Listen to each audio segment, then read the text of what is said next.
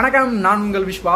So CSK வந்து 4 மேட்ச்சில் பயங்கரமாக தோத்துட்டாங்க. அப்போ வந்து ஃபேன்ஸ்லாம் வந்து நிறைய பேர் எம்எஸ்டி வந்து எதுக்கு உள்ளே வந்து விளையாடுறாரு, சேர் போட்டு உட்காந்துக்கலாம், அவர் வேஸ்ட்டு அப்படின்னு நிறைய சிஎஸ்கே ஃபேன்ஸே வந்து நிறைய பேர் ரிப்ளை பண்ணாங்க. அதை பார்க்கும்போது ரொம்ப கஷ்டமாக இருந்தது, என்னடா அப்படி பேசுகிறாங்களே அப்படின்ட்டு. ஆனால் இன்றைக்கி நடந்த எல்எஸ்ஜி சிஎஸ்கே மேட்ச்சில் நம்ம தோனி சார் வந்து 11 பாலுக்கு 26 ரன் அடித்தார். ஸோ அதில் வந்து ஒரு 6, மற்ற எல்லாமே 4.